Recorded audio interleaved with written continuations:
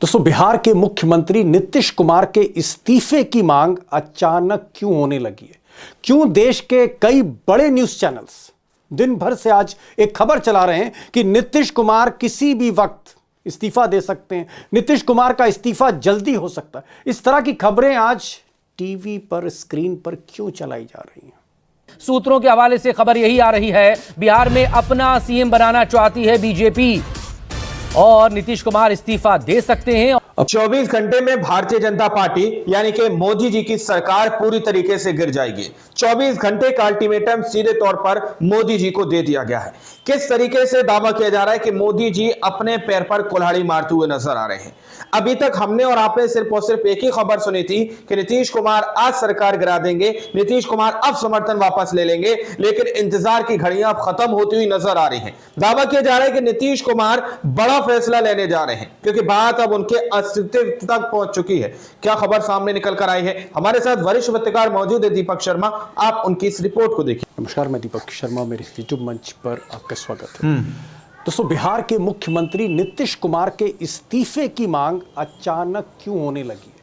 क्यों देश के कई बड़े न्यूज चैनल दिन भर से आज एक खबर चला रहे हैं कि नीतीश कुमार किसी भी वक्त इस्तीफा दे सकते हैं, नीतीश कुमार का इस्तीफा जल्दी हो सकता है। इस तरह की खबरें आज टीवी पर, स्क्रीन पर क्यों चलाई जा रही हैं? सूत्रों के हवाले से खबर यही आ रही है, बिहार में अपना सीएम बनाना चाहती है बीजेपी और नीतीश कुमार इस्तीफा दे सकते हैं। अब कुछ चैनलों में तो यहां तक बताया जा रहा है कि नीतीश कुमार आने वाली 15 जनवरी के बाद, यानी जब खरमास का महीना खत्म होता है, अशुभ महीना खत्म होता है, तो उसके बाद वो इस्तीफा दे सकते हैं और एक नया मुख्यमंत्री बिहार को मिल सकता है। खरमास के बाद बिहार में कुछ बड़ा होने वाला है। सवाल इस बात का है कि आखिर अचानक ये सब क्यों हो रहा है? आखिर अचानक ऐसी तस्वीरें क्यों बनने लगी? रेजिग्नेशन का, इस्तीफे का दबाव बनाया जा रहा है। और सवाल ये भी है कि क्या ये सारा खेल अमित शाह के इशारे पर मीडिया खेल रही है?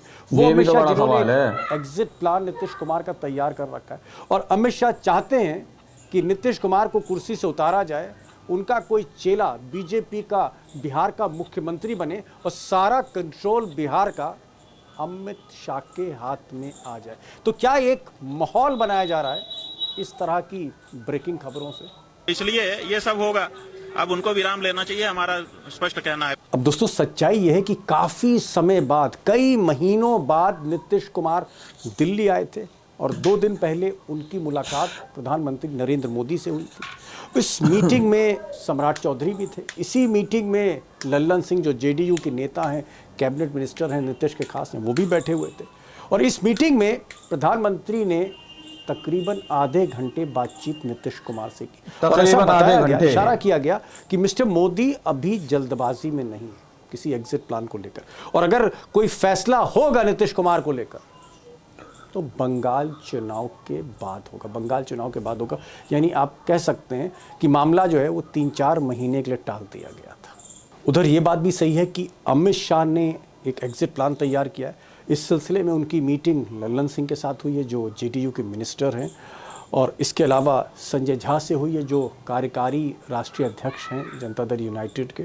इन दोनों से बात हुई है और अमित शाह चाहते हैं कि जल्द से जल्द नीतीश कुमार को हटाकर बीजेपी के चीफ मिनिस्टर को कुर्सी पर बैठाया जा सके। इसमें एक बात और, बीजेपी के चीफ मिनिस्टर को नीतीश कुमार की जगह उनके बेटे को, निशांत को एडजस्ट कर दिया जाए। और इसी सिलसिले में संजय झा ने मीडिया से कहा था कि वो चाहते हैं कि जल्द से जल्द नीतीश कुमार के बेटे निशांत कुमार राजनीति में आए, जेडीयू में आए, जिम्मेदारी की पोजीशन संभालें। यानी कहीं ना कहीं इशारा था कि भाई नीतीश कुमार को रिप्लेस करें।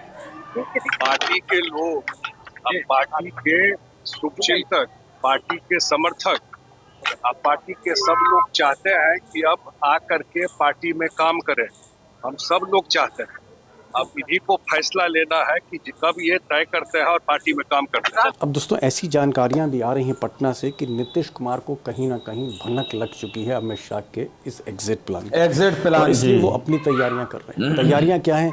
अगर हम नीरज कुमार, जो उनके राष्ट्रीय प्रवक्ता हैं, उनकी बात करें तो उनका कहना है कि कई विधायक उनके संपर्क में। इधर MIM जो ओवैसी साहब की पार्टी है, AIMIM, और इंडिया उसके जो इजलास 5 विधायक मुस्लिमीन नीतीश कुमार से वो भी मिल चुके हैं। कांग्रेस और के इंडिया 6 मजलिस विधायक इत्तेहादुल वो भी मुस्लिमीन JDU के टच में बताए जाते हैं। और कुछ लोगों का कहना है कि लालू प्रसाद यादव और तेजस्वी को किसी तरह का ऐतराज नहीं है अगर नीतीश कुमार एक गैर BJP पार्टियां, गैर भाजपा जो दल हैं, अगर उनका एक गठबंधन बनाते हैं तो फिर उसमें सभी पार्टियां, चाहे वो लेफ्ट पार्टी हो, चाहे कांग्रेस हो, चाहे वो बहुजन समाज पार्टी का एक विधायक हो, या उसमें गुप्ता जैसे सिर्फ एक विधायक वाली पार्टियां हैं, वो सब की सब नीतीश कुमार के पीछे खड़ी हो सकती।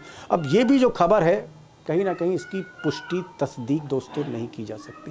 ये सिर्फ इशारों में बात कही जा रही है, लेकिन एक चीज बिल्कुल क्लियर है कि all is not well, Shah and mister Nitish Kumar, इन दोनों के बीच संबंध बिल्कुल ठीक नहीं। भले ही नीतीश कुमार कुछ देर के लिए अमित शाह से दिल्ली यात्रा के दौरान मिले हों, कहीं ना कहीं कुछ तो हो रहा है। और मैं इस सवाल की तह में जाना चाहता था कि क्या वाकई नीतीश कुमार से कह दिया गया, कम्युनिकेट कर दिया गया है वो एग्जिट प्लान कि आपको कुर्सी से उतरना है, क्या ऐसा कह दिया गया?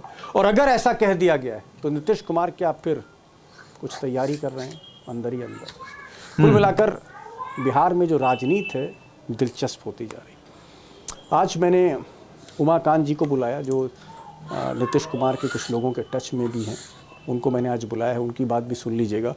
और अभिषेक से भी मैंने पूछा है कि ये जो खबरें चल रही हैं बड़े बड़े चैनलों में, इसके पीछे सच्चाई क्या है, इसके पीछे खेल क्या है?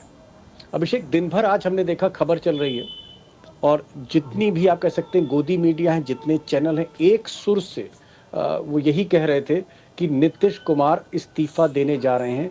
दिल्ली में मोदी के साथ और अमित शाह के साथ उनका एग्जिट प्लान एक तरह से तैयार हो गया है और शायद उनके बेटे को जो है सियासत में लाया जाए और नीतीश कुमार की जगह कहीं ना कहीं उनको एडजस्ट किया जाए। ये जो खबरें चल रही हैं, जो मैंने आज ABP में कई बार देखी, न्यूज़ 24 ने तो उस पर डिस्कशन, आखिर अचानक ऐसी तस्वीरें क्यों बनने लगी? दिन में भी खबर चली, कुछ बड़े अखबारों में, राष्ट्रीय अखबारों में भी खबरें आ रही।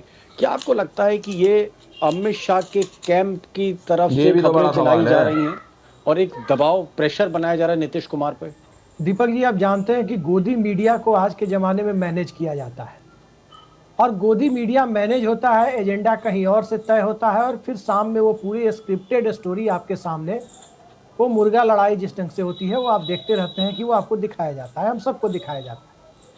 आज की मुर्गा लड़ाई का विषय बनाया गया था नीतीश कुमार का इस्तीफा। खरमास के बाद नीतीश कुमार इस्तीफा देंगे, ये बकौल गोदी मीडिया कि मैं नहीं कह रहा। खरमास के बाद नीतीश कुमार इस्तीफा देंगे, उसके बाद निशांत डिप्टी CM बनेंगे, यानी JDU का डिप्टी CM बनेगा और भारतीय जनता पार्टी अपना मुख्यमंत्री बना लेगी। भारत की राजनीति में सब कुछ इतनी आसानी से होता कि एक व्यक्ति, एक पार्टी अपना CM का पद छोड़ करके सामने वाले को तकरीबन आधे घंटे मैं डिप्टी हो जाता हूं, आप CM ले लीजिए, ये बात आसानी से गले उतरती नहीं। और वो भी नीतीश कुमार, जिनको ना CBI का डर है, ना ED का डर है, कोई ऐसे मामले उनके सामने, उनके खिलाफ नहीं है। नीतीश कुमार को भला आज की तारीख में भारतीय जनता पार्टी जब 43 विधायकों पर कंट्रोल नहीं कर पाई तो ये 85 विधायकों पर कंट्रोल करने की जो कोशिशें हैं, ये कहीं ना कहीं से एक स्क्रिप्ट आई हुई थी, सत्ता के शीर्ष से स्क्रिप्ट आई हुई थी, जहां से गोदी मीडिया को मैनेज किया जाता है और एक पूरा माहौल अब देखिएगा धीरे धीरे बढ़ेगा। एक माहौल जैसे जैसे मकर संक्रांति आएगी इसकी इंटेंसिटी बढ़ती चली जाएगी।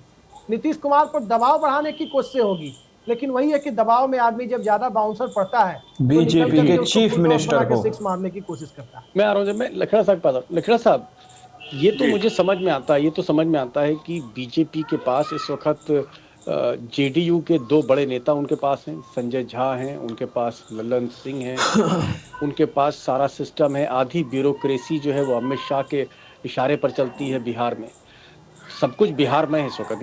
यहाँ तक कि भाजपा का जो राष्ट्रीय अध्यक्ष बनने जा रहे हैं वो भी बिहार के।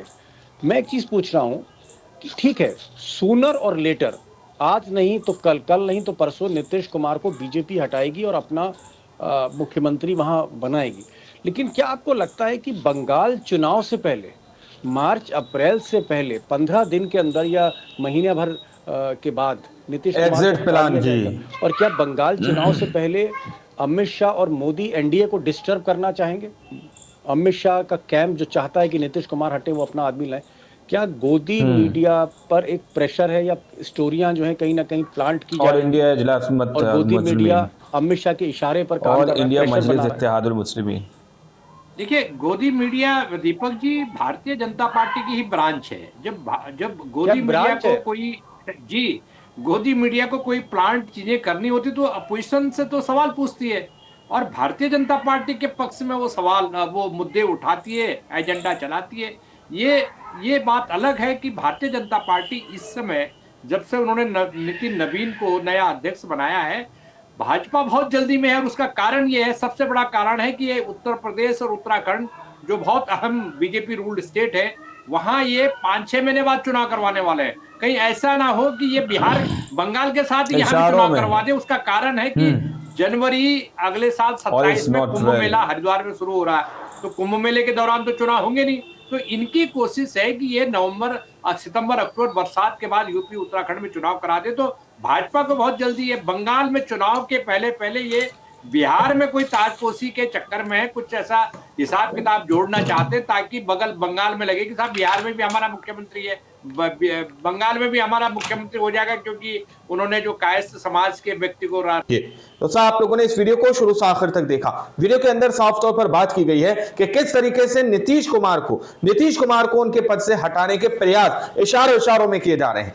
उनको उनके सीएम के पद से हटाने की कोशिश की जा रही है। इशारों में ये खबर सामने निकल कर आ चुकी है, इशारों में ये बातें सामने निकल कर आ चुकी हैं। अब बड़ा सवाल, क्या नीतीश कुमार ने अपनी इस खतरे की घंटी को भांप लिया है? क्या नीतीश कुमार अब मोदी जी के खिलाफ या गृह मंत्री अमित शाह के खिलाफ कोई बड़ा एक्शन ले सकते हैं? सवाल पूछा जा रहा है, क्या नीतीश कुमार अपना समर्थन वापस लेकर भारतीय जनता पार्टी को या गृह मंत्री अमित शाह को या मोदी जी को अपनी ताकत दिखा देंगे? क्या मोदी जी को अपनी ताकत दिखाकर, गृह मंत्री अमित शाह को अपनी ताकत दिखाकर सीएम नीतीश कुमार अपना समर्थन वापस ले लेंगे? यानी कि जिस आधार पर यह कहा जा रहा है कि मोदी जी ने अपने पैर पर कुल्हाड़ी मारी या मारने जा रहे हैं नीतीश कुमार को उनके पद से हटाकर, क्या मोदी जी अपने पैर पर कुल्हाड़ी मारने जा रहे हैं? यानी कि मोदी जी अगर उनको उनके पद से हटा देंगे तो एक बड़ा सवाल जो लाजमी उठ रहा है कि नीतीश कुमार को उनकी कुर्सी से हटा दिया जाएगा तो क्या नीतीश कुमार अपना समर्थन वापस ले लेंगे?